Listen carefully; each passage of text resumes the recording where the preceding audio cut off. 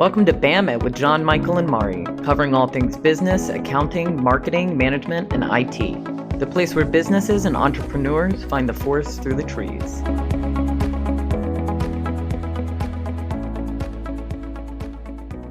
Hello and welcome to BAM It. I am John Michael Cletus. As always with Mari Peterson, I'm with Peridot Consulting and Mari's with Marketing Outpost. And I will disclaim that we left our outline at home, so Mari's giving me hand signals on what I forgot. Today we're talking about, or interviewing, or talking with Ryan Coffield, and he's a business attorney with Winkle Law Firm, and he is you can correct me on this, the chair of the business practice group at Winkle. Did I get that right? That's right. Good. And with Ryan, we usually do interesting facts, but I think we decided to lead into the interesting fact of Winkle. Is it the oldest accounting firm in Asheville? It's not an accounting firm. I mean, a law firm. I think there's a healthy bit of debate over that. There's some qualifiers that certain firms around town will put on it, including us, to say who's the longest or the longest continuing. We're an old law firm. We'll just leave it at that. 1907 is when we were founded. 1907. So before we started this podcast, we were talking to Ryan I was asking about the history, and he gave us a secret little tidbit about how you can hear the history of the law firm. Care to share that with us? Yeah, so our receptionist is going to hate me for sharing this, but if you call Van Winkle and ask to be put on hold or happen to be put on hold, we don't like putting people on hold, just to be clear, but it does happen from time to time, and when you do, you get to hear Larry Harris, one of our business attorneys, talk about the founding of Van Winkle, and Kingsland Van Winkle, who was obviously the namesake for the firm. So it's pretty interesting. And so you can just call and ask Becca, put me on hold, and it'll take about 2 minutes, and you'll find it all out. And you can find that phone number at the Van Winkle website, which is, www.vwlawfirm.com. I'm very tempted to, after this podcast, to call and be put on hold and record that and add that to our podcast. Maybe we will. So if you're listening to this, maybe you'll get that treat at the end. And his voice sounds much better than mine, so it's a nice listening experience. The southern drawl. So let's start off with a little bit about you. Tell us your background, how you got to Asheville, and how you got to Van Winkle, and then the practice of corporate or business law.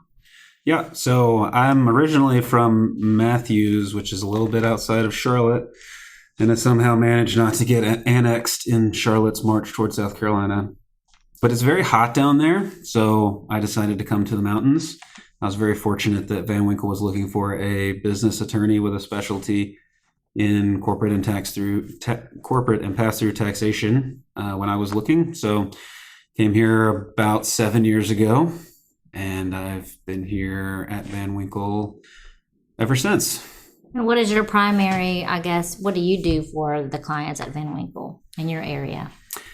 So my practice area is kind of broad when it comes to dealing with businesses. Probably 95% of my clients are businesses, small number of individual clients, but we help people with the process of forming a business for those who are just starting, acquiring a business if they are looking to invest, reorganizing businesses as they add and take away owners, and then of course the day-to-day kind of operations, contracts with third parties. We've got commercial real estate as part of our practice group as well, along with intellectual property. I'm very proud to say that we've got one of the deepest legal benches in the state of North Carolina, and certainly western part of the state. So we're very fortunate there. And, the exit from a business is always something that people tend to seek legal counsel on and should. And so that ends up being a large part of what we do here. And especially these days with especially transitions of baby boomers businesses that they've built. That's something that's been going on for a little while and will continue. So we do a lot of that as well. Yeah, a lot of transitionary. I know as an accountant, I get a lot of calls, people saying I need to start a business. What do I do? And I always say there's about, 5 steps. And step number 1 is purely legal. And that's something I cannot do for you. And that's the Secretary of State filing.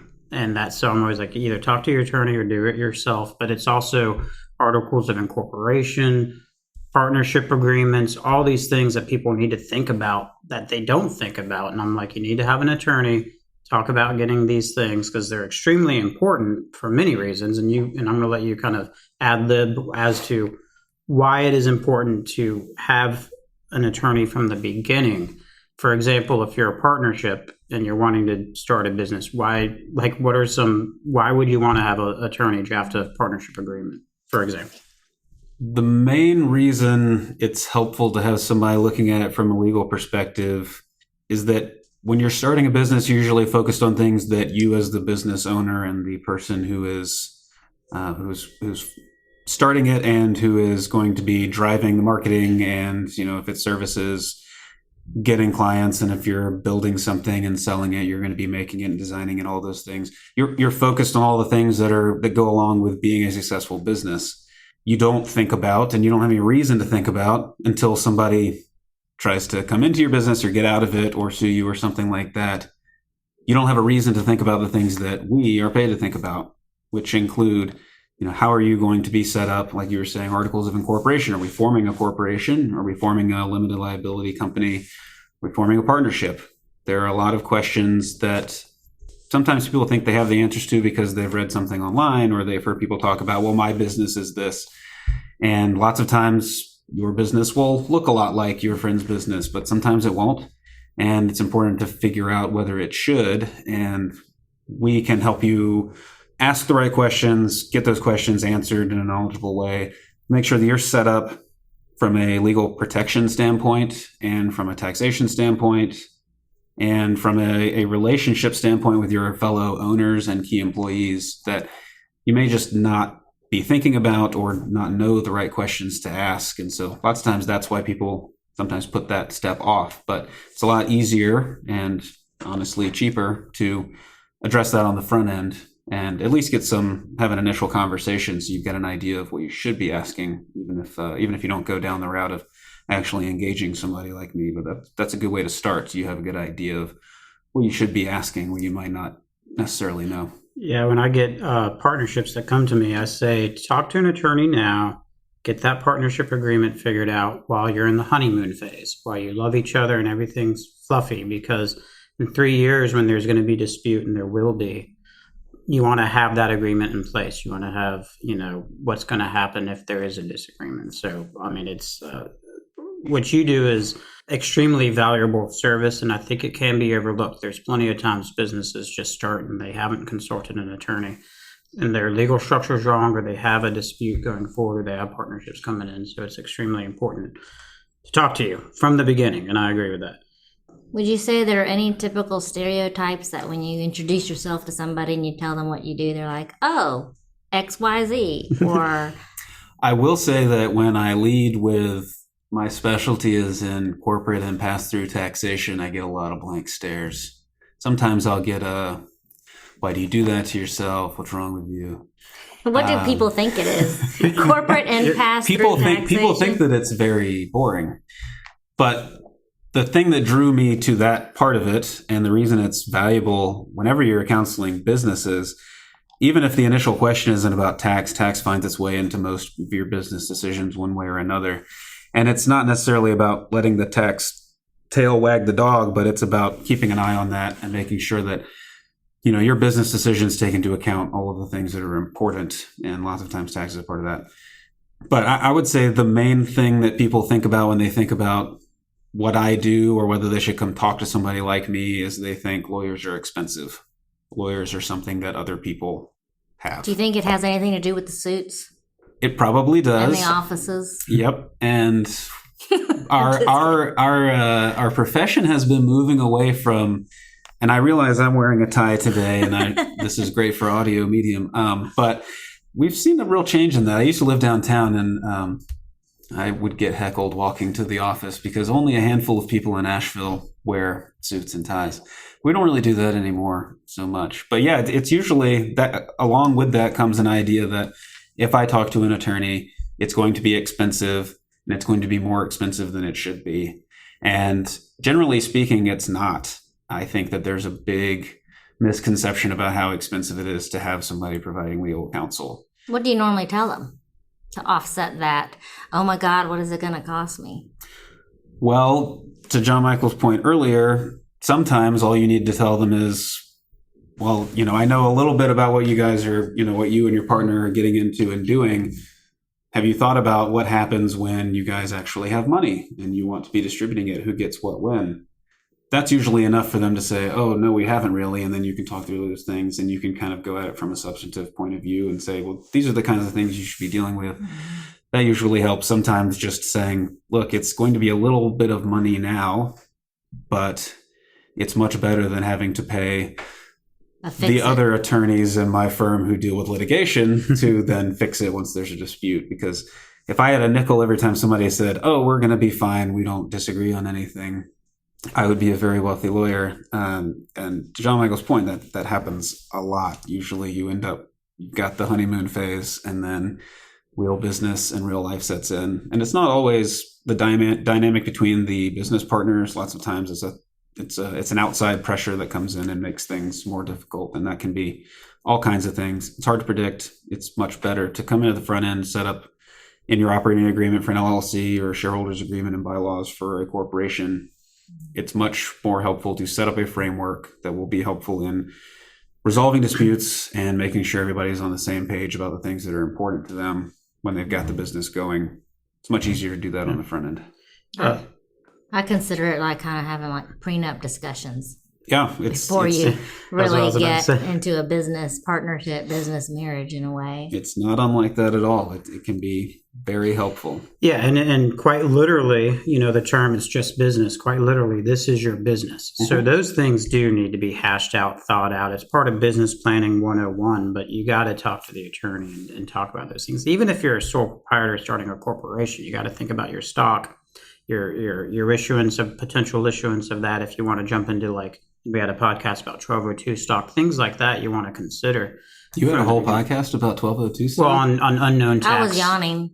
I'm just unknown kidding. Tax Lesser known tax strategies. Everyone should go back and listen to that podcast because that's very important. And we had a deal go through a couple of years ago where the folks who were selling didn't even realize what they had, but they had actually gotten good advice when they were getting set up. And I mean, it saved them. This was a $12 million purchase price. It saved them $2 million. Yeah, it saved them about $2.5 million at the end of the day in taxes, which is crazy. So tell us something interesting that maybe people don't expect that you do.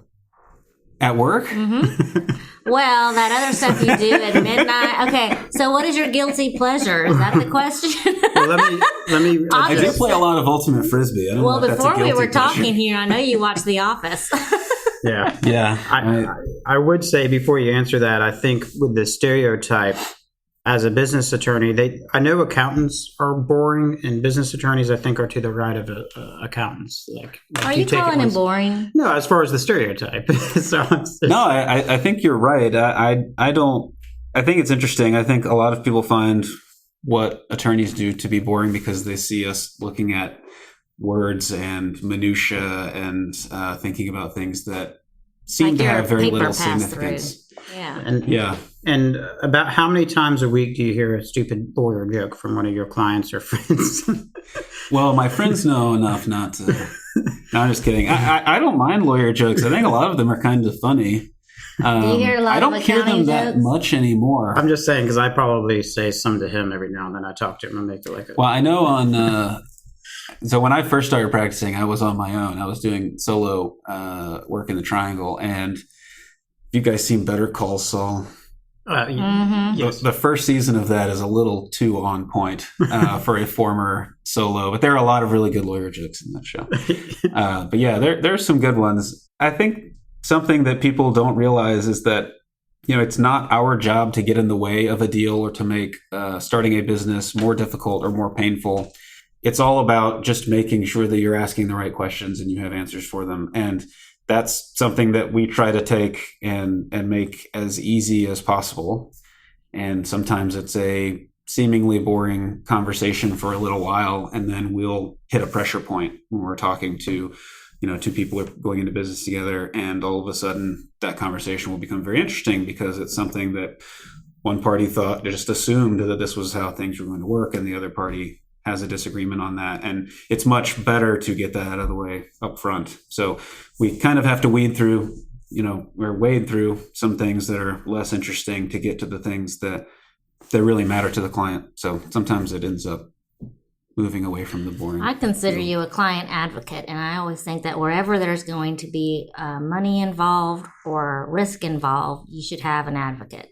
Yes. Just like realtors, they look for somebody that's gonna, if you're buying or selling, you look for somebody to represent you, and be your advocate and look out for things that they're not gonna see. So that's how I kind of consider you on the business side, as more of an advocate for them and preventive, trying to look out for things maybe they haven't even considered. Yeah, absolutely. And it's not, to your point about having an advocate, it's having another person. Mm-hmm. So lots of times it's the conversation that we have with the client, but sometimes it's the conversation that we have with the other party's attorney that's helpful. And when you're getting into, say, for instance, buying a business or selling a business, lots of times you'll have a relationship with the business party on the other side, and you guys have a good rapport, and you feel like generally either you're going to be working together for a transition period after the deal or something like that. You don't want to step on each other's toes. You don't want to make it an adversarial situation, but you want to get the best deal. It can be helpful to have another person there advocating for you because, I don't generally enjoy this as a person, but it's very helpful from a professional aspect. You can say, look, my lawyer won't let me accept this. Yeah. And that's an easy way to take a business point that's important for you and take the personal nature of it out of it for negotiation. And obviously the client always dictates how those negotiations go, but sometimes that's helpful to be able to have somebody who's advocating for you, just like realtor. If you're buying a house, it's easier to have somebody else say, your business or your house isn't really worth that. As what you're asking, it's less than that. And this is why. It can help take some of the personal nature out of it when it comes to negotiation like that. So that's another place that we definitely add value. We do that. Parents do that. We always told our teenager, blame us. Yeah, exactly. You don't want to do something, just blame us. We can be the evil parents for you. Yep. Yeah, that's part of our role. It truly is one of my first questions when I'm with new clients or clients that have moving and shaking deals going on. It's right up there at the very top of the first 3 minutes of the conversation is, who's your attorney? And let me know if you need one, because we need to have an attorney involved on this from the beginning. And I don't want it to be, let's talk about this and call up the attorney in 3 months. No, we need them from the very beginning to be part of this. And so let's go back to the beginning for a minute. Did you always want to be a lawyer? Did you always know you want to be this kind of lawyer? How did you get to that? I think when I was 5 years old, I was not dreaming about sitting behind a computer all day. That was my point. It was between this and a fighter pilot, right? I wanted to be an NBA player, but I'm, again, not terrific for an audio medium, but I am not 6'7" as we sit here. Did you play basketball growing up?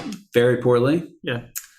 I do enjoy watching it, though. I do enjoy playing. I'm just not good at it. Certainly not good enough to get paid to do it. So, I was... That vision was taken from me as an early in life. That's probably what I wanted to be. But beyond that, the thing that got me into this was being a business attorney. I'm not going to I don't know that I have the skill set to go out and make the next great business, but I do get to see a lot of creative people doing a lot of really cool things. And the most enjoyable part for me is that initial conversation where you're talking about, okay, what drives you? Why are you doing this? Why do you think this is going to be something that's successful? And being a part of something that starts and grows is really cool. And from the M&A side, from the sales side, it's always helpful to help. I was talking to somebody this morning who's built his business for 40 years, and he's about to see a pretty significant liquidation event where he's realizing for him and his family as part of his estate plan, the value of what he's built over 40 years, which is a really interesting and cool experience to be a part of, because you're really getting to see a change in somebody's life for the hard work that they've put in. So that part to me is really interesting and valuable. So we've talked a lot about, and we were alluding to the stereotypes and stuff. So is there, and I think you mentioned it, some of the cool stuff that you do that is beyond that stereotype, but do you think that, and I think you alluded to it, stereotypes are that you're expensive, but and we all agree that you're worth it. Sure. I don't know if you're expensive, but it is money, but it's going to be more well spent now than it would be later. But anything contrary to those stereotypes that, or are you just behind a desk all day? I am not behind a desk all day. I have not been to court in 7 years. Yeah, so that would be a stereotype. That might be a stereotype, is that I go to court every day. I don't. Many of my colleagues do. Many of my colleagues are in court every day. I try to stay out of courtrooms and keep my clients out of courtrooms. So that's my main goal there. I did go to court recently once, but it was for a speeding ticket for somebody. But anyway. That was an unrelated issue. That was unrelated. That's was not that part a family of my member practice. or a friend? I refuse to answer that question. Okay, yeah, that is. So, what would you consider the best part about what you do?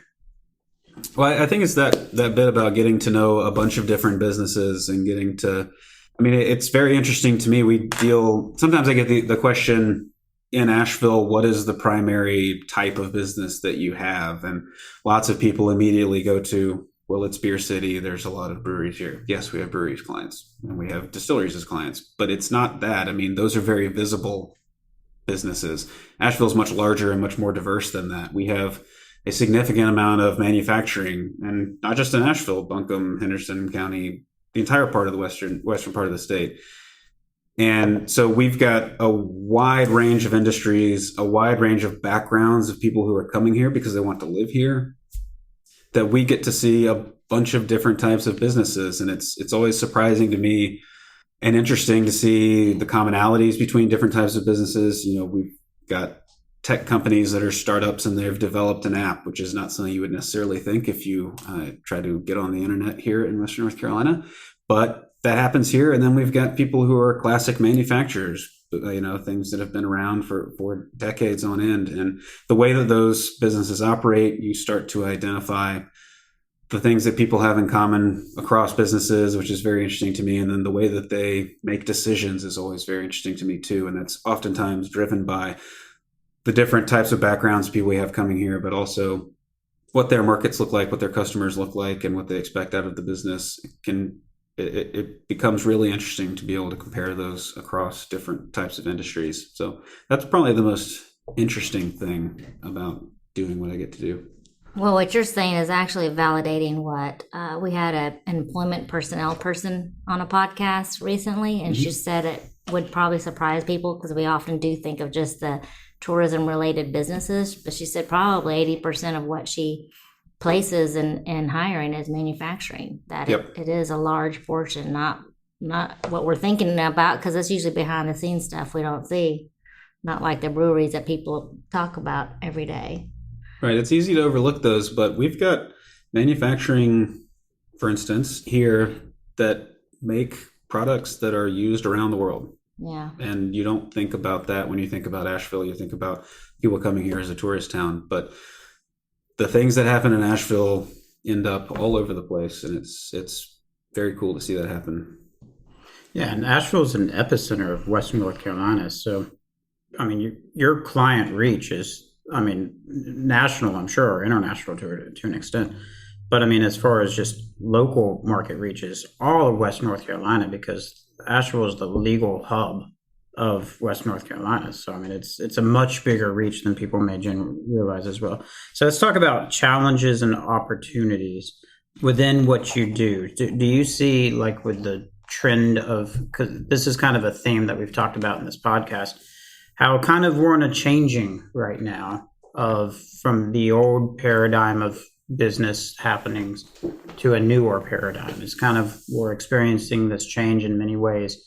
The new stuff is, there's more new ways of practice, like, working from home to, technology effects. So within this new paradigm of business, do you see any challenges coming up in your industry?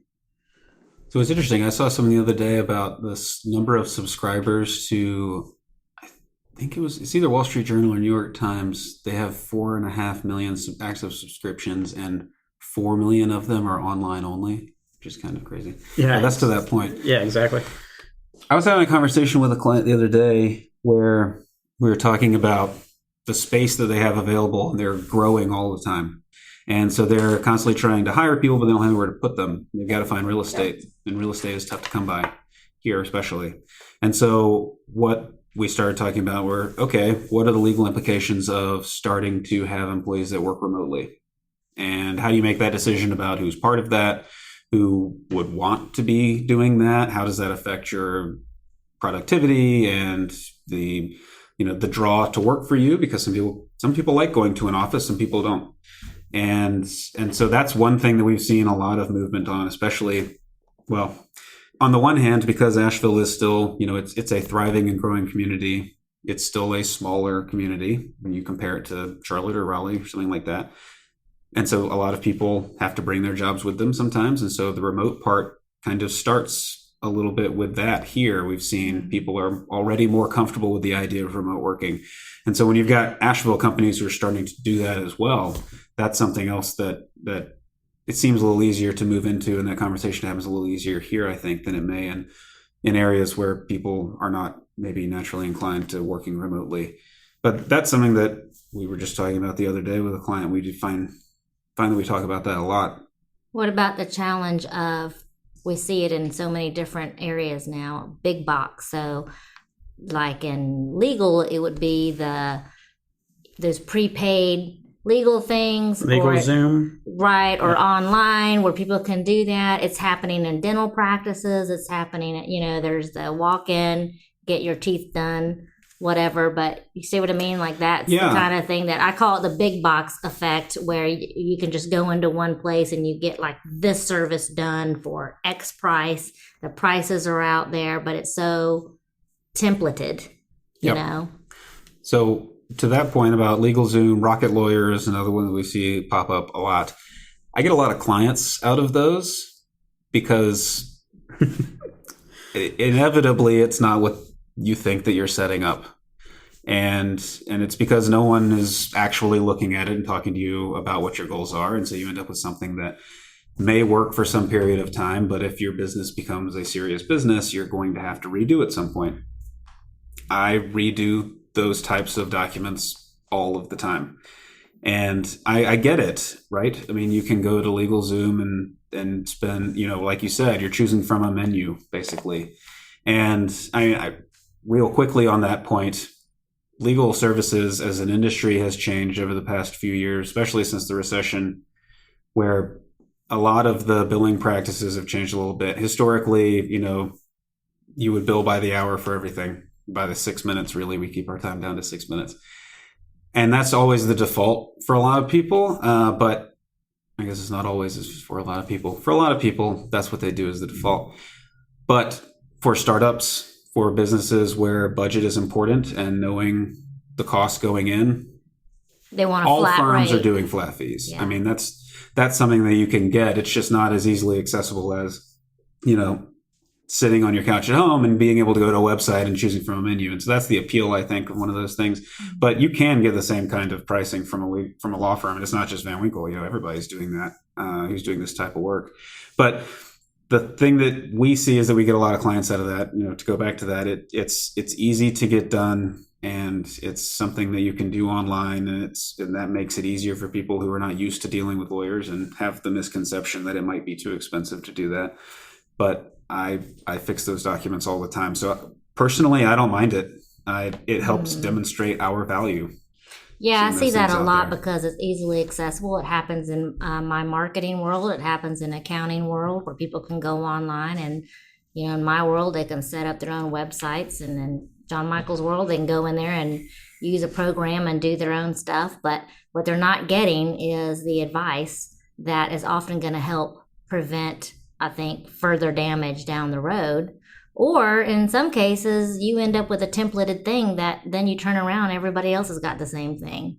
And maybe you don't want that. That's true. Or one example is I helped somebody get out of having accidentally created a farm. So they were trying to create a 501c3 tax-exempt nonprofit corporation. And their articles of incorporation, for whatever reason, somehow through LegalZoom, they ended up forming an entity that was intended to be tax exempt as a certain type of tax exempt farm. And so that was a particularly interesting one that we found once we had that first conversation. Yeah, I see that a lot. So, Okay. Well, let's take a quick break while we have a moment. This podcast is brought to you by Peridot Consulting and Marketing Outpost. Peridot Consulting offers a new paradigm in accounting services. We work with individuals and businesses toward prosperity and financial happiness. Please visit www.peridotconsultinginc.com for more information. Marketing Outpost provides strategies to solve problems and strategies to grow your business. Please visit www.marketingoutpost.com for more information. all right, so we're back from the break, and we wanted to ask Ryan a couple of other questions. One question is, where do you see the practice of law going in the next, I would say, 5 years? And how would you see it being impacted by technology? So as far as the practice of law goes and where it's headed, I think we talked about it a little bit before the break, which is that we've seen some of the billing practices change a little bit. And I think that makes sense. I think something that happened in 2008, 2009 among larger businesses that had been going on with smaller businesses before that, where people were looking at how attorneys charge for their time, and it doesn't always make sense to do it the same way that we've historically done it. So what you've seen, and it's interesting from an economic standpoint, there's always this kind of question in the back of some people's mind, well, if I'm paying for a lawyer's service by the hour, aren't they incentivized to take longer to do things? And to answer shortly, no, we don't do that because we have other clients, so we can't, and we wouldn't want to do that anyway because that's unethical. But the question is right. From an economic incentive standpoint, it doesn't make sense. That's how we have to charge because what we're adding is our time and our skills. And so you have to base it to some extent on that. But there are questions about incentives and how that's going to change things. And what we've seen so far is that there's been a movement to do things like creating more creative billing structures. So flat fees for things that we do frequently, we can accurately predict with a lot of accuracy how long it will take for us to form a single member LLC, for example. That's the least expensive thing that we do. It's the thing that we do the most because those are very useful for a wide variety of things. It starts with that, but it also, it goes to, talking about the timing of billing and how paying is done. And I think that's probably where you'll see, this is kind of the start of where you'll see a lot of changes in legal services going forward. Is it's all about how clients see and interact with attorneys. Because, we started talking about what's the main misconception. Well, the main misconception is that it's too expensive and that lawyers' jobs are boring and sometimes you don't need them in order to run your business. And so to me, it starts with that, and it's about how clients and people who use legal services see the legal service community. And so it starts with billing, but then it also is about how you interact with clients. That's something that's already been changing and will continue to change.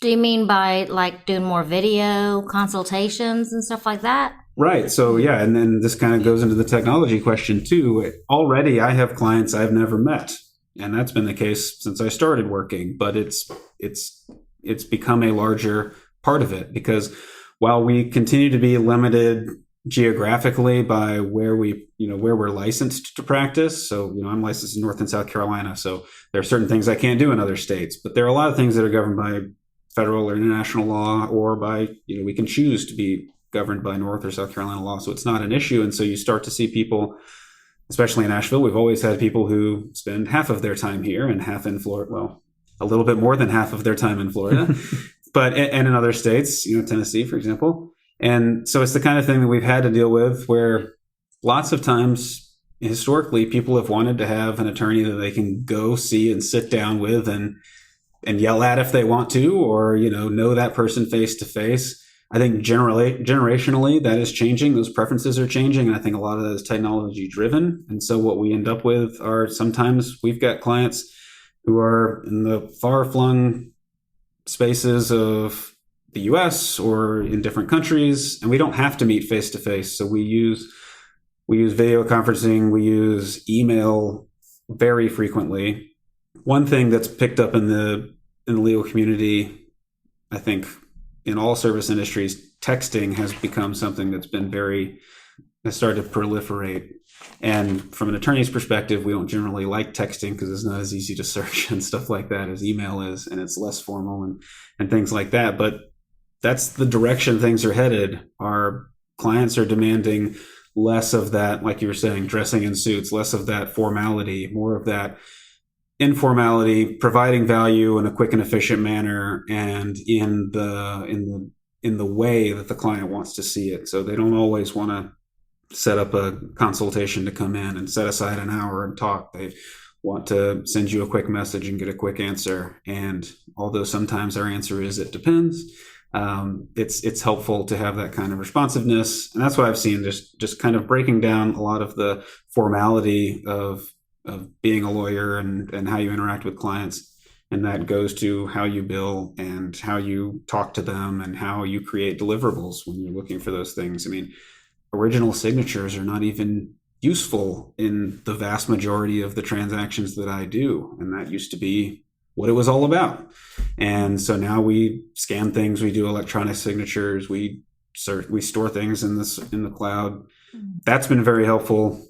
Going back quickly to the lack of real estate availability in Asheville, that's been great for service industries like attorneys' offices. We can get rid of libraries and add office space. And so that's something that's really helped as well. And you see people work remotely, like we were talking about. So it's changing every facet of it. And the main thing to me is I think clients are going to continue to demand convenience and less formality and more transparency in how things are billed. And that's something that we've always tried to do. And we continue to take a look at that. And make sure that that's, we're setting expectations where clients want to see them and then, of course, trying to exceed them. And lots of times it's in those ways. It sounds to me like it allows you to be, more accessible instead of having, you got to come in and then that person has all that travel time. And in Asheville, of course, it's become a real pain. Yep. And then it seems like it also has provided more opportunity because now that you're not geographically bound, as typically in the past, you do have these people in all these far-reaching other places. And then from a cost point, you can not have all those files in storage or in space, and you can relieve that space and sublease it out even. Yeah. I was in a law office yesterday, and there was like piles of paper everywhere. And I said, what's happening? And they said, we're purging, and we're going to be able to save like umpteen square footage of space just by getting rid of so many files. Or scanning them in. Yeah, I mean, it might, and it's expensive at first to do it, but then they don't have to worry about it and it's archived. But yeah, I can see that. So technology is probably helping you guys a lot be more efficient. Oh, yeah. And focus on the client. Yeah, that's something we talked about. Maury and I did a podcast on the modern day firm, and it was just, I'm sure there are days that you have a stacked day of meetings, but you're not face to face. It's all phone calls or whatever. So it's the old formality isn't there because you're just not going to see anybody that day, but you're busy. You're still just as busy or more busy. The paperless, the accessibility of documents is so much. You can sit at your laptop or your desktop and have ready access to plenty of more documents to where the old paradigm, you'd have to go down and thumb through books and it would take you an hour and a half to do this research. That now takes you 15 minutes. Yeah, and that goes to the cost of the client too. I mean, they see those savings immediately because now it's not me going up to our fourth floor library. That library doesn't exist anymore. Now it's me in front of my computer, and it's much quicker and less expensive for the client. Yeah, exactly. That's why I'm getting back to the old paradigm of professional firms and accounting firms were like this as well, of, time-based. That was just the measure. You bill by time. But now it's moving to flat fee for a few reasons. One, for the client perspective, sure, this is the fee, you see it up front, you know what it is. But also from the practitioner's perspective, if you kept time, you wouldn't be rewarded for your own efficiency. Right. So if you were really good at what you did, got it done in 30 minutes, and your colleague was okay what they did, got it done in an hour, they would have, the client would see the pass through, but internally from the practitioner's perspective, you would be not rewarded for your efficiency, whereas that other paradigm maybe can reward for that efficiency. And I would see that in my work. So getting on to, what advice would you have for a budding business entrepreneur? Boy, that's a big question. There are a lot of things that you got to think about, and most folks start with what am I going to be providing and how am I going to have a viable business? And that's very important. One thing that I find people looking at, entrepreneurs in particular, startups in particular, and Van Winkle, we've for a long time been very involved in the startup community here, and we've helped that grow, and it's been amazing to watch that happen. A lot of people are starting with the end in mind. And what I mean by that is a lot of people say, I've got this great idea for an app and I want to exit in 3 years and then move on to something else. We're seeing a lot of serial entrepreneurs, a lot of the skills, a lot of the incentives and the interest for people who want to start a business, want to continue to start a business, and they don't want to necessarily run a business. And I think that that's helpful. You don't want to have one thing drive where your business goes. You want to bring a lot of things in on your decision making. But one thing that I think people find very helpful and sets them up to set up the right legal entity, to choose the right tax structure. If you begin with the end in mind, or at least what your goal is your goal to set up a business or to acquire a business where you're going to be providing employment for your kids 30 years from now, and hopefully they end up running it, kind of your classic American dream type scenario. That leads to a different set of decisions than if your goal is to get something out of the market, show that you've got a proof of concept and you've got something that people are willing to pay for, and then have somebody buy it so they can scale it up. That's a very different trajectory than if you're trying to set up something that you want to work at for a long time. And so to me, it's helpful to have an idea of not only what your business goal is, but what your exit goal is as you start. And things are always going to change.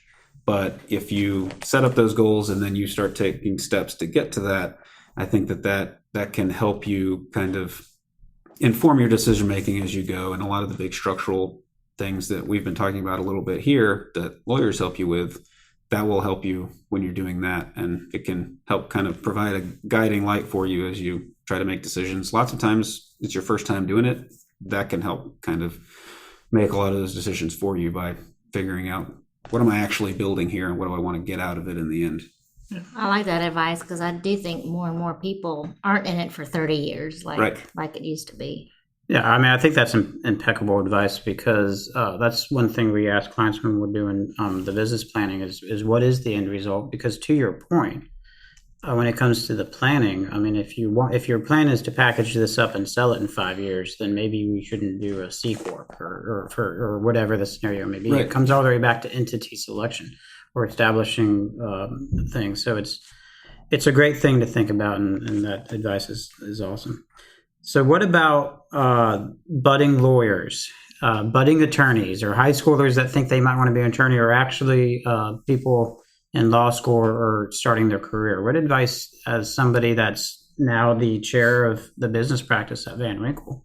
Well, from a marketing perspective, might I add that what they do in high school and on social media is very important. If they want to be a lawyer, they probably ought to start there. That's something that we did not have to deal with when we were in high school. Thank goodness for that. Old tweets coming back to haunt you, yes. Imagine if there was camera phones back.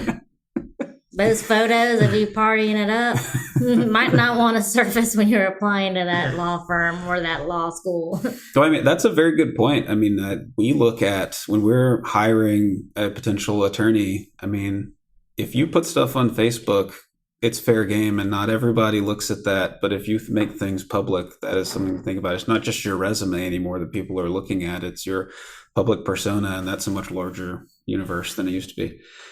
As far as my advice for people who think they want to be lawyers, the right economic answer, I think, is to say, don't become a lawyer because that increases the competition. But in a more serious note, I think that I have found being a lawyer to be a very rewarding experience for many of the reasons we've talked about, the things that I find to be interesting. I think that it takes a certain type of personality, I think, to enjoy being a transactional lawyer. A lot of, like you were saying, misconceptions perhaps about all lawyers is that they're, law and order type lawyers. They go to court and they make dramatic arguments that are in front of a gallery of people. And that's not what it is for the majority of lawyers. And for me, I find that if you really enjoy, helping people achieve goals that they've set for themselves and adding value and a different perspective for people. Those are the kinds of interests, those are the kinds of things that you've got to enjoy in order to be successful at being a transactional business attorney like I am. So if you like those things and you're willing to work long hours and sometimes read the tax code that can sometimes make you feel a bit sleepy, then that might be the kind of thing that would be good for you. And it's the kind of thing that I don't find boring at all. It's the kind of thing that I enjoy. And I think that it takes a certain type of mindset to want to do that as opposed to other things like any kind of job does. But I think the advice would just be, if it's the kind of thing you're interested in and you're willing to work hard at it, it can be a very rewarding experience, despite the lawyer jokes. Yeah, that's people like me just getting on your nerve. I heard a stat, and I don't know if this is a true stat, that there's, and I don't know what it is, but the number of lawyers graduating and the number of available jobs for lawyers, there's a major disconnect, that there's a lot more graduates than there is jobs. Is that something known, or am I? No, I think you're right. I also heard that 80% of percentages that are in stats that are made up in conversation. Yeah. I was going to say, did you just randomly pull that out? Well, I didn't pull a stat out. I didn't say 80%. I just said more. No, I'm just giving you a hard time. No, you're absolutely right. So I think there are a couple of things about that. Graduates from law school are not necessarily going to be practicing attorneys. Lots of times, if you're an FBI agent and you're a field agent, lots of those people who work in government agencies have JDs, have Juris Doctors, and they're not necessarily practicing attorneys. And that goes, lots of MBAs, lots of business people who are C-suite executives, they have a JD. It's the kind of thing that, and the reason I initially went and got a JD is because I like the way that it makes me think. I like the way that it makes me think objectively about things. So you're already going to start with more people getting JDs than jobs, because not everybody with a JD is going to look for an attorney job. Beyond that, there's always going to be a lag from what's happening in the economy compared to who's going to law school or who's going to any kind of professional training in order to get jobs in that economy. So in 2011, when I graduated from law school, it was not a terrific time to be a law student trying to find a legal job, because no one was willing to pay for anything, especially not legal services.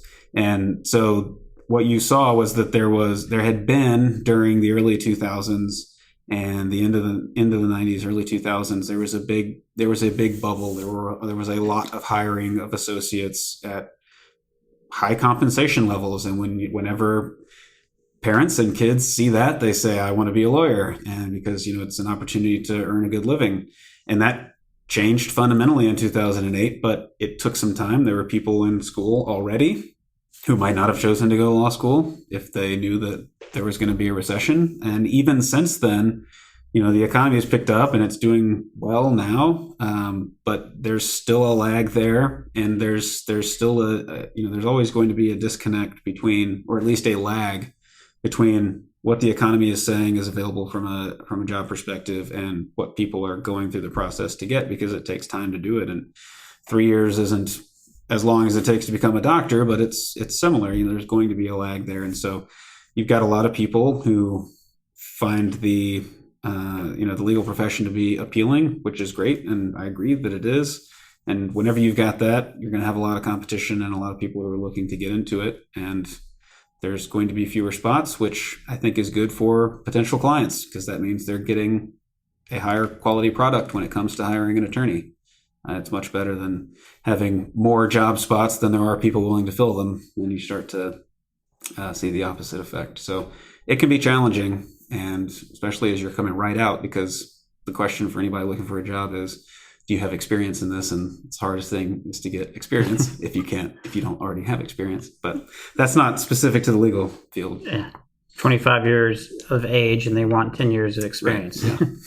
It's the common joke. Okay, well, Ryan, we do appreciate your time today, as it is very valuable, I know.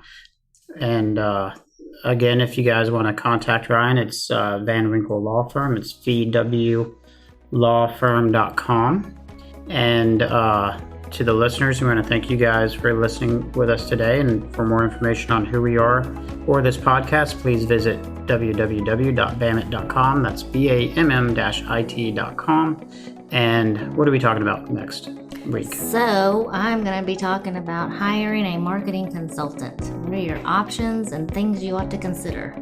Great. Thanks. Thank you. Thank you. The hosts and the guests of this podcast make no warranty, guarantee, or representation as to the accuracy or sufficiency of the information featured in this podcast. The information, opinions, and recommendations presented in this podcast are for general information only, and any reliance on the information provided in this podcast is done at your own risk. This podcast should not be considered professional advice and is for entertainment purposes. It is not guaranteed that you will find this as entertaining as the hosts find themselves.